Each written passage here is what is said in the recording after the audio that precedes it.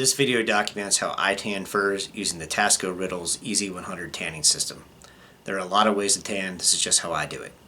I'm an amateur still learning how to do this, but I made this video to share what I've learned so far about tanning to help others who might want to also tan their own hides and furs at home.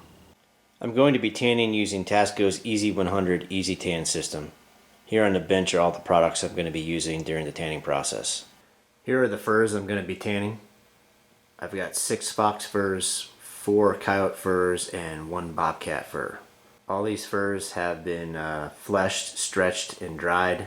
They were dried on the stretcher. They've been hanging up here on this wire rope for a while now, so they're quite dry and they're ready to be tanned. These furs have been stretched and dried and they're air dried, so as you can see they're very, very stiff. Got a very cardboard-like feel to them. So these are going to need to be rehydrated. They're going to need to be relaxed before I can actually tan them. So the first step in the tanning process is going to be to relax these hides.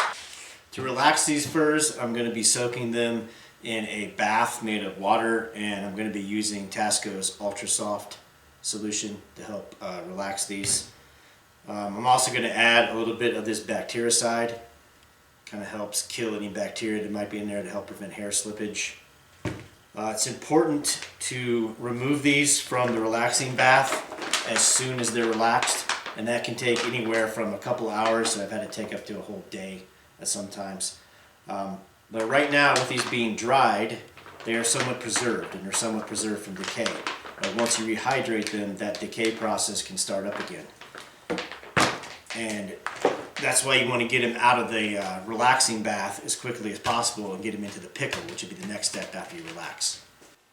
So according to the instructions, when you're mixing your relaxing bath, you're supposed to put 8 teaspoons of Ultra Soft relaxer in for every 1 gallon of water in your bath. So I've got 8 gallons in here. So I'm going to be doing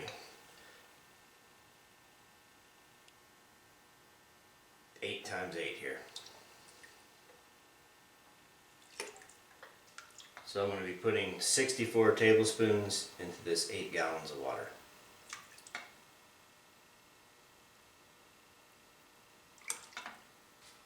So again, I'm using Tasco Riddles Ultra Soft for my relaxer, and I'm putting 8 tablespoons per gallon in the water to mix a relaxing bath. I'm also going to be adding bactericide to my relaxing bath. This is Tasco Riddles bactericide. It's designed to go in the relaxing bath, and what it does is protect the skins in the bath as they relax, keeps them protected from bacteria growth as they relax. Now the instructions say to add 1 fluid ounce to every 16 pounds of skins that you're relaxing. I don't have anywhere near 16 pounds of skin, so I'm just going to add approximately a fluid ounce and call it good. So 2 tablespoons equals about 1 fluid ounce. So I'm going to put about a fluid ounce and then a little extra in there.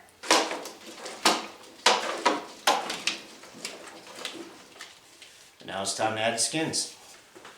Alright, so now I'm going to add the dried furs to the relaxing bath.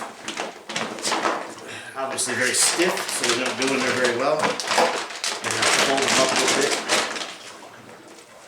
Push them down in there.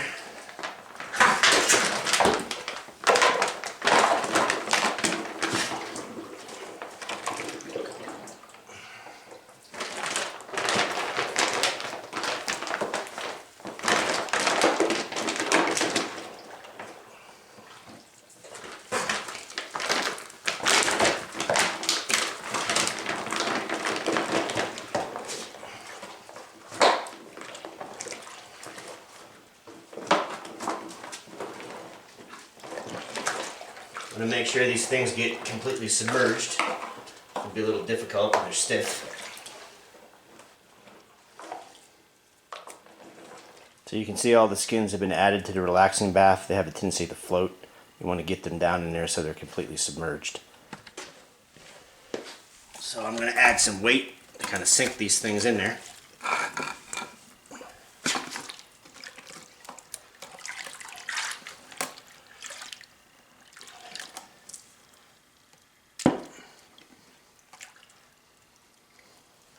I'm going to leave the skins soaking in that bath until they're fully relaxed. I've had to take anywhere from a few hours to almost a whole day. It just depends on how dry they are. After they're relaxed, I'm going to wash them really good, and then I'm going to put them into the pickle, and it's going to sit in the pickle for at least 3 days. Once the skins are done relaxing, you want to get them out of the relaxing bath and into the pickle as soon as possible.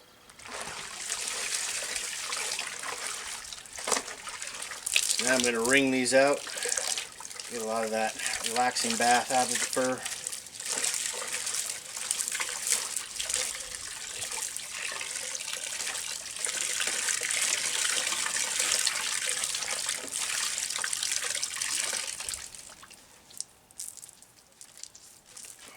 And then I'm going to hang it up and rinse it off.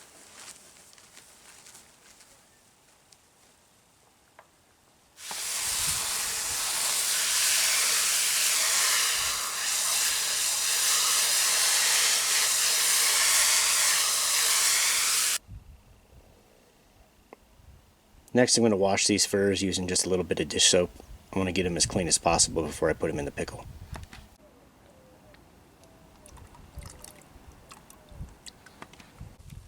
I'm going to let them sit in this soapy water for a while, just stirring it up with my hand here a little bit. But I'm going to leave them in there and let them soak in that for a little bit while I prepare the pickle. Alright, in order to make the pickling solution, I'm going to add about 1 pound of salt to every gallon of water. I've got about 8 gallons of water in this tub, so that means I'm going to add 5 of these salt containers.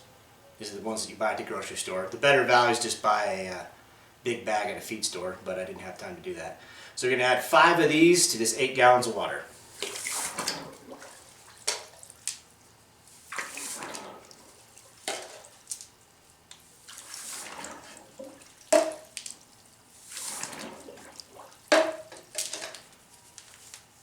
Five of these should be about 8 pounds. Then I'm going to mix that up, let the salt dissolve.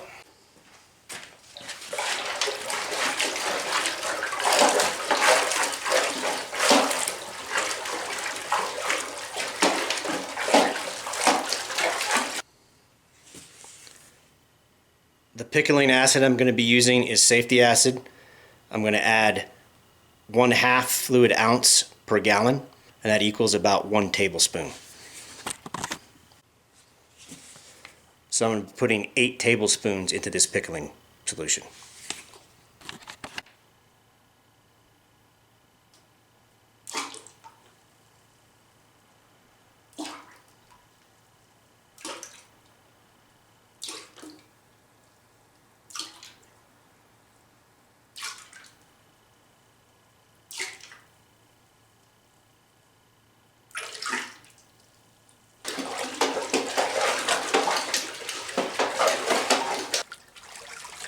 I'm going to take these out of the wash here. I'm going to wring them out a bit and hang them up and rinse them off, and then let them drip dry for a little bit before I put them back in the pickle.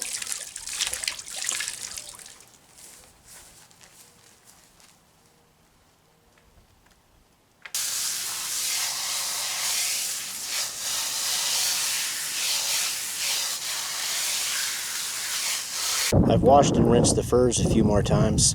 I like to get them as clean as possible before I put them into the pickle. I'm going to leave them here to drain on these sawhorses while I go and do the finishing touches on the pickle. Alright, here's my pickle solution in this tub here. The pickle is supposed to be at a pH level below 2.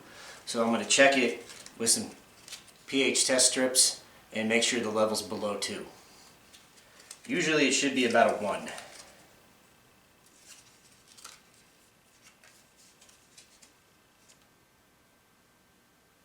Put it in there, and that's a nice dark red. If I check on my chart here, that should be in the 1 range. Just going to check the color of the paper against the chart here, and you can see that is about a pH of a 1, which is well below 2, which is right where I want it. If you need to lower your pH a little bit, just add a little bit more safety acid until you get it down into that below 2 range, and you can just keep doing that until you get it low enough.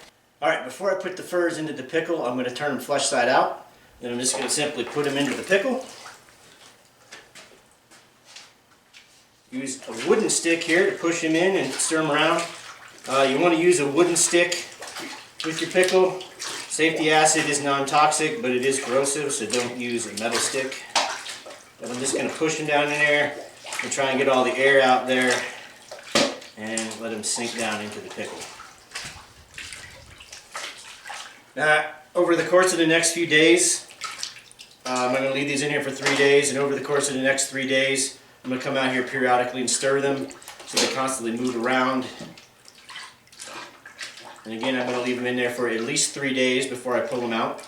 You can leave them in there longer. You can leave them in there up to like 2 weeks is what the instructions say. But they're going to be in this pickle for at least 3 days, coming out every once in a while and stirring them occasionally.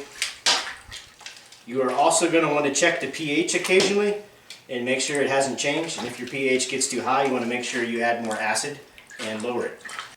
Alright, it's been 4 days now, and you can see the skins have turned pretty white. They've been in the pickle for a total of 4 days. I've been stirring them occasionally a couple times a day.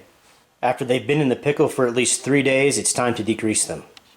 I'm going to be making a degreasing solution in another tub, using about 4 tablespoons of super solvent for every 1 gallon of water.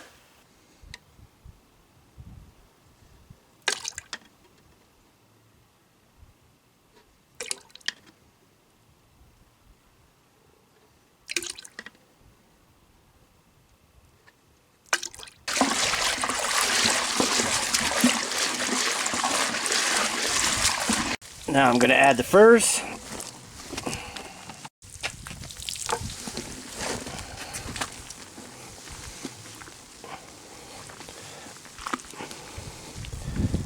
We're going to let those soak in there for about half an hour. Then after that, we're going to pull them out and rinse them very thoroughly and then put them back in the pickle.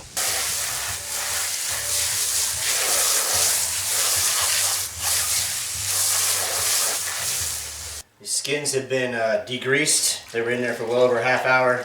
They've been rinsed and drained. Now I'm putting them back in the pickle. Mix them up real good. Get them back in there. Make sure they sink back down underneath the pickle. At this point, you want to leave them in the pickle for at least a day. They can be left in the pickle for up to 2 weeks, but they are now ready to be tanned after they pickle for another day. So I'll probably be getting to these in about 2 or 3 days, and they should keep good in the pickle. I'm gonna wait a little bit and then check the pH again just to make sure that the pH hasn't risen as a result of taking these out and putting them back in. And once I got the pH set, again, if it's a little too high, I'll just add a little more safety acid and bring it down. But once that's good to go, we're gonna leave it in here, leave it soak for at least another day. And again, I can leave it sit for longer than that if I needed to. And then once that is done, it'll be time to neutralize and then time to tan. When I put these furs back in after degreasing, they got pretty buoyant on me and they started floating a lot more than they used to. It's important to make sure you get all the air out of them and make sure that they sink down beneath the surface of the pickle. You want them to be completely submerged. So you might have to stir them a lot, wring them out, stir them, and then come back periodically, check them, stir them around a little bit, and make sure to check your pH periodically. The pH did rise a little bit. I had to add a little more safety acid to bring it back down. So once you put them back in, you're gonna want to stir them, make sure you get the air all out of them, make sure they sink in the pickle, and then monitor your pH until it stabilizes, because it might have a tendency to come up a little bit after you put them back in the pickle. Okay, so these furs are now ready to be tanned. So I'm going to take them out of the pickle, let them drain for about an hour, and then the next step will be neutralizing them.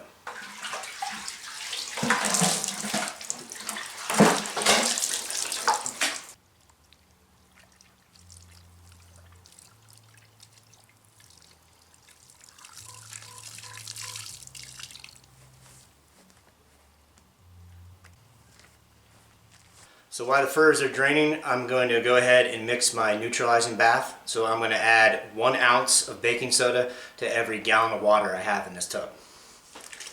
I got about 6 gallons, so I pre-measured 6 ounces of baking soda. I'm going to put that in there. Then I'm going to stir it up until it dissolves.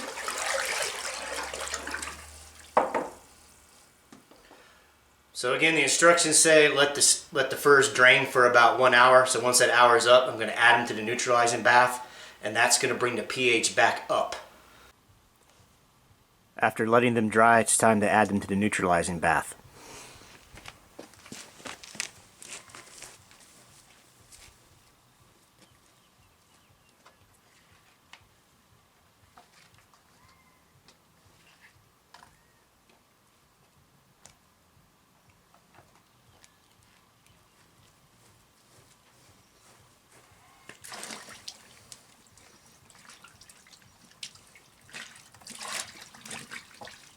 Alright, I'm going to get them submerged in there, and I'm going to stir them up.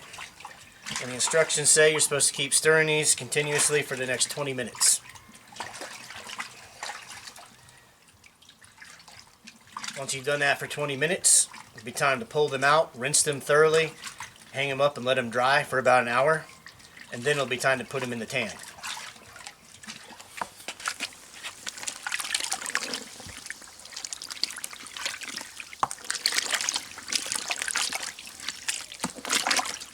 Okay, the furs have been in the neutralizing bath for about 20 minutes. I've been stirring them most of the time.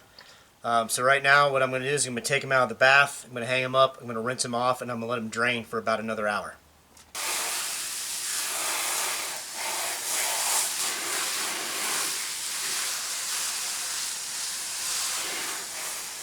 While the skins are draining, I'm going to mix up my tanning solution. The product I'm going to be using is EZ100. Comes in these 1-pound bags. And I'm going to add 4 level tablespoons to every gallon of water. You're also going to be adding 8 ounces of salt to every gallon of water in your tanning solution. But before you do that, you're going to add your EZ100, stir it up and let it dissolve real good, and then add your salt. So again, it's going to be 4 level tablespoons per gallon.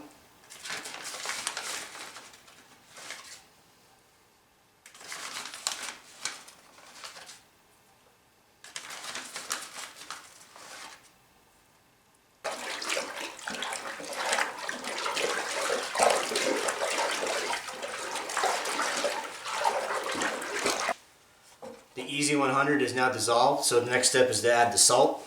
Remember, I'm going to add 8 ounces of salt for every 1 gallon of water, and I've got my salt pre-measured here.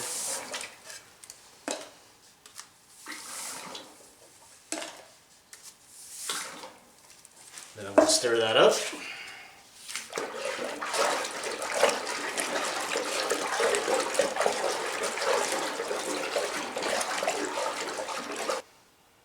Now your tanning solution needs to be at a pH of 4 before you put the skins in. So you're going to want to check it with your pH test strips.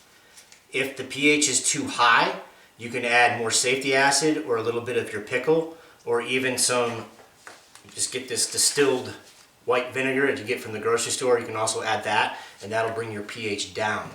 If your pH needs to come up, you can just add baking soda until you bring it up.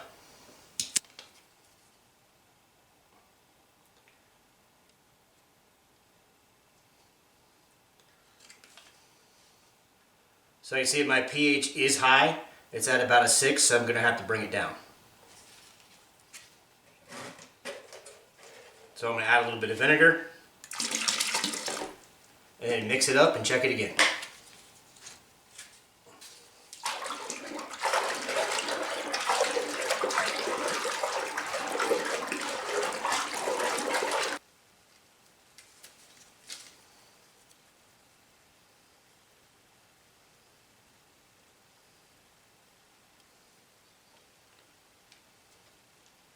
Alright, still too high.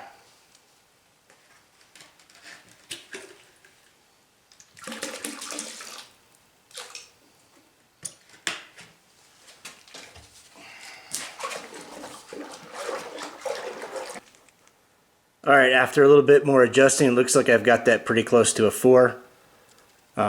It will probably rise when I add the skins, so I'll probably have to adjust a little bit again.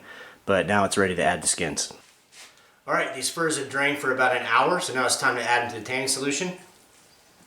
You're going to add them all at once.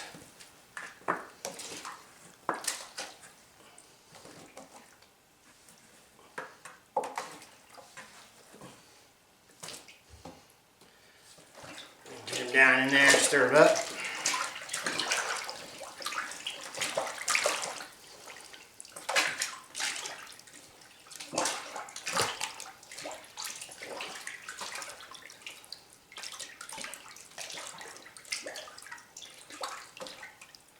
So after you add the furs, the pH may change a little bit. So in about a half an hour, you're going to want to come back and check them with your test strips and make sure the pH hasn't changed. Again, if it's too high, add some acid to bring it down. If it's too low, add some baking soda to bring it up. You're going to leave the furs in the tanning solution for 16 to 20 hours and no more than 24 hours. You also want to keep this solution at room temperature while it's tanning, so I'm going to be taking this tub inside the house for a little while until it's done tanning. But remember, you just want to keep that at room temperature. It's also important not to over tan. So 16 to 20 hours is where you're shooting for, but do not leave them in the solution for more than 24. Alright, so after a half hour I checked it, it did come up. I had to adjust it a lot and bring it back down. After doing some adjusting, bringing it down, it does look like it's about a 4. I don't know if you can see that there. The camera light's different than the natural light, but that looks to be about a pH of 4.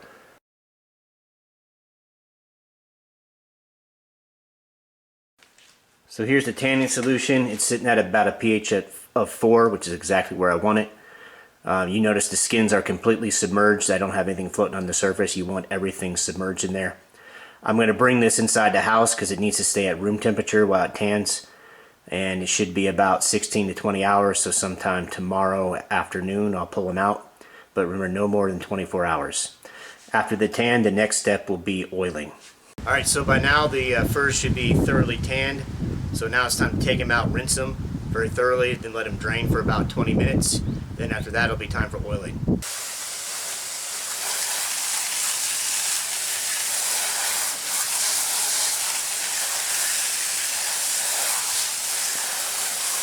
While the furs are draining, I'm going to mix up my oil solution. The tanning oil I'm going to be using is Pro Plus oil. I'm going to be mixing that to 1 part oil to 2 parts hot tap water. I'm going to warm my water up here in this hot plate, and then I'm going to add my Pro Plus oil.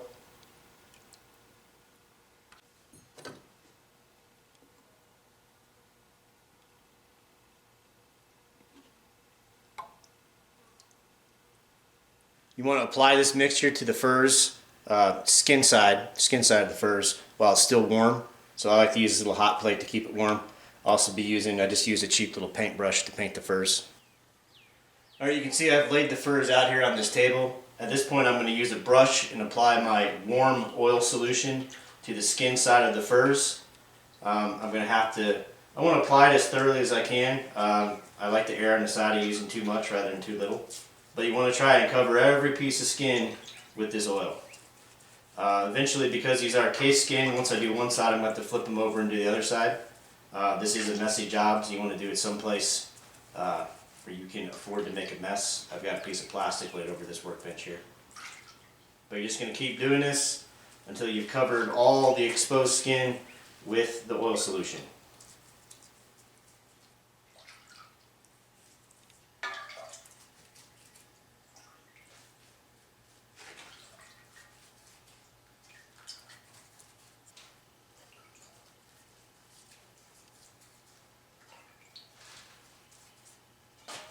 I flip these over and I'm just going to start oiling the other side now. Just using the brush to coat every piece of skin that I can and get it as thoroughly covered as possible. And again, err on the side of using too much oil rather than too little. After applying the oil, I'm going to let the furs soak up the oil and then begin to dry. After oiling, the next step is breaking. Breaking will be done just before the furs finish drying. I've folded the furs up to save space, and I'm going to leave them this way for a couple hours until they sweated up the oil. After they sweated for a while, I hang them up so they dry a little bit faster. You want to begin breaking the furs when they're about 95% dry, and then you're going to continue the breaking process up until they're completely dry. If they dry out before you can get to breaking them, you can always re-oil them and start the process over again. If you know you won't be able to break them for a while, you can slow the drying process by wrapping them up in plastic. If you want the furs to dry fast, hang them and let them drip. You need to begin breaking before they finish drying when they are about 95% dry. If the fur or hide you are working dries before it is broke, re-oil it and start the process over again.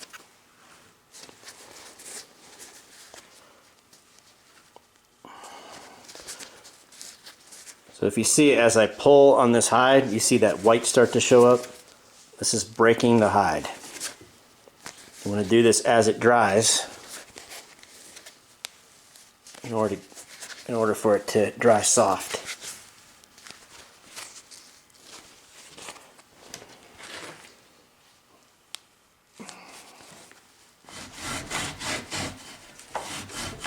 This is another way you can break hides. Just get a piece of wood, or you can even sometimes use a piece of PVC pipe.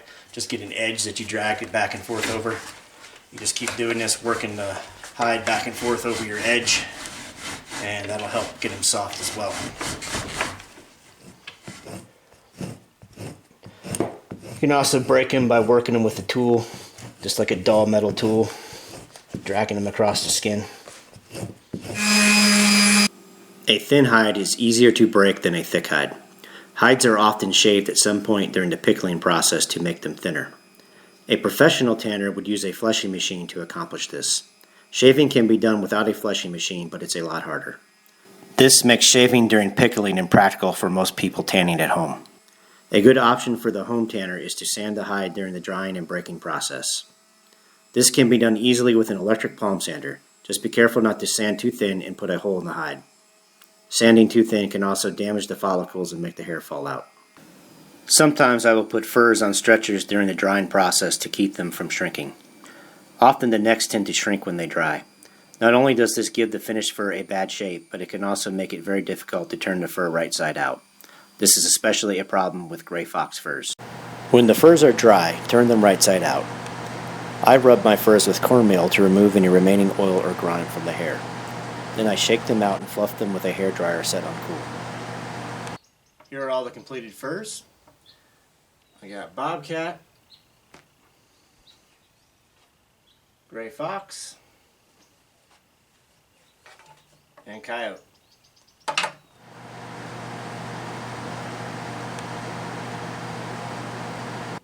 So don't be afraid to try tanning your own hides and furs at home. I think it's a skill every hunter should learn, and it's not as complicated as it might seem at first. So I hope this video was helpful and informative.